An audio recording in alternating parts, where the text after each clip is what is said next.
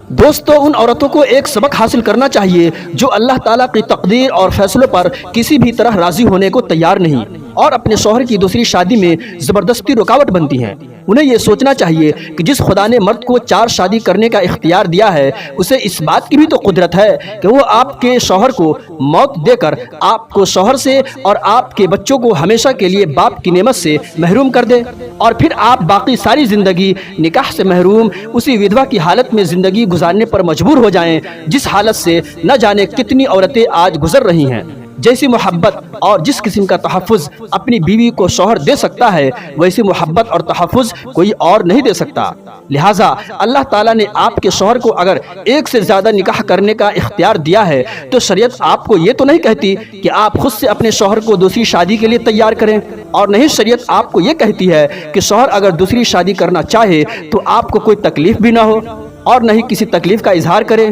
یہ تمام باتیں عام طور پر عورت کی طاقت سے باہر ہیں، اور شریعت کسی ایسے کام کا عورت کو مکلف نہیں بنا سکتی جس پر عمل کرنا اس کے لیے بہت مشکل ہو، مگر شریعت آپ سے صرف اتنا کہتی ہے کہ شوہر کی دوسری شادی کے ارادے کا سنتے ہی طلاق کے مطالبے کی دھمکیاں، والدین کے گھر جا کر بیٹھے رہنے کی دھمکیاں، خودکشی کی دھمکیاں اور ایسے ہنگامے اور فتنے برپا کرنا کہ شوہر آپ کے ان ہنگاموں اور فتنوں کی وجہ سے ہتھیار ڈالنے پر مجبور ہو جائے، ایسے فتنے برپا کرنا اور سوکن کو کسی بھی طرح قبول نہ کرتے ہوئے لڑائی جھگڑا کر کے گھر کو جہنم بنا کر اپنے شوہر کو معاشرے میں ایسا عبرت کا نشان بنا کر رکھ دینا کہ آگے چل کر مزید کسی شریف آدمی کا اگر دوسری شادی کا ارادہ بھی ہو جائے تو وہ ایسے شخص کے حالات سن کر اور دیکھ کر دوسری شادی کا نام سنتے ہی ہانپنا کانپنا شروع کر دے۔ ایسا عمل اللہ تعالیٰ اور اس کے رسول صلی اللہ علیہ وسلم کی نہ صرف یہ کہ بہت بڑی نافرمانی ہے، بلکہ اپنی ان مسلمان بہنوں کی بھی بہت بڑی حق تلفی اور بہت بڑے ظلم کی طرح ہے کہ جن عورتوں کو مرد کی دوسری شادی پر ہنگامہ کرنے کی وجہ سے ساری عمر شادی کے بغیر زندگی گزارنی پڑتی ہے۔ یہ نصیحت اور ایک سبق ہے، برداشت، سمجھداری اور شریعت کی حد میں رہ کر رویہ اختیار کریں۔ جھنجھلاہٹ، دھمکیاں اور گھریلو فساد صرف آپ کے اپنے اور دوسرے کے نقصان کا سبب بنتے ہیں۔ یاد رکھیں کہ شریعت نے مرد کو اختیار دیا ہے، مگر اسی کے ساتھ آپ سے وہ ناممکن کام نہیں مانگتی جس کا انجام آپ کی بنیادیں تباہ کر دے۔ دوستو، نبی کریم صلی اللہ علیہ وسلم نے ارشاد فرمایا، جس کا مفہوم ہے کہ ایسی عورت سے نکاح کرو جو محبت کرنے والی ہو اور زیادہ بچے پیدا کرنے والی ہو، کیونکہ میں قیامت کے دن تمہاری کثرت کی وجہ سے دوسری امتوں پر فخر کروں گا۔ دیکھیے، یہ کوئی معمولی بات نہیں، یہ وہ الفاظ ہیں جو نبی کریم صلی اللہ علیہ وسلم کی زبان مبارک سے ادا ہوئے۔ آپ نے ہمیں بتایا کہ امت کی کثرت اللہ کے رسول صلی اللہ علیہ وسلم کے لیے فخر کا ذریعہ ہے۔ اب سوچئے، جب نبی کریم صلی اللہ علیہ وسلم زیادہ اولاد والی عورت سے نکاح کی ترغیب دے رہے ہیں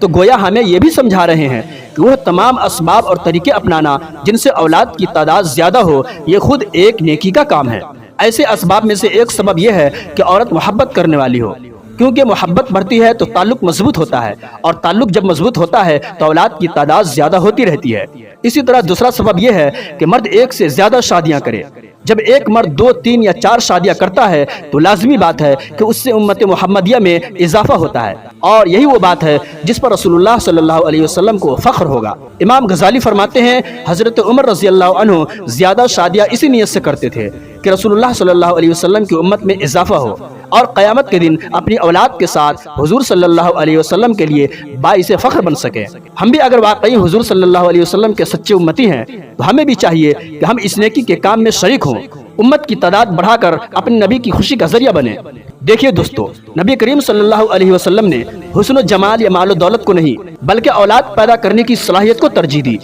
ایک صحابی رضی اللہ عنہ کو آپ صلی اللہ علیہ وسلم نے اس عورت سے نکاح کی اجازت نہیں دی جو خوبصورت اور مالدار تو تھی مگر وہ باج تھی، حالانکہ وہ صحابی اس کی رغبت رکھتے تھے۔ آپ نے 3 مرتبہ منع فرمایا اور ان کو ایسی عورت سے نکاح کی ترغیب دی جو زیادہ اولاد پیدا کرنے والی ہو۔ یہی نہیں، قرآن مجید میں بھی اللہ نے فرمایا ہے، جس کا مفہوم ہے، اگر تم تقوی اختیار کرو گے تو میں تمہیں کثرت اولاد عطا کروں گا، اور بیوی کو کھیتیا قرار دیا گیا، یعنی وہ جگہ جہاں سے تمہاری نسل آگے بڑھے۔ اب سوچنے کی بات یہ ہے کہ کیا یہ سب تعلیمات صرف پرانے زمانے کے لیے تھی؟ کیا یہ پیغام پہاڑوں اور ریگستانوں تک محدود تھا؟ ہرگز نہیں، یہ تو آخری امت کے لیے دائمی ہدایت ہے۔ کہ امت بڑھے، نسل محمدی صلی اللہ علیہ وسلم بڑھے اور قیامت کے دن رسول اللہ صلی اللہ علیہ وسلم اپنی امت پر فخر فرما سکیں۔ تو آئیے ہم بھی اس نیک کام میں اپنا حصہ ڈالیں اور حضور صلی اللہ علیہ وسلم کے فخر کا ذریعہ بنیں۔ اس پیغام نبی کو زیادہ سے زیادہ شیئر کریں تاکہ امت محمدیہ صلی اللہ علیہ وسلم کے اندر بیداری پیدا ہو۔ اس ٹاپک پر مزید گفتگو ہم اگلے ایپیسوڈ میں کریں گے۔ ویڈیو کو لائک اور چینل کو ضرور سبسکرائب کریں۔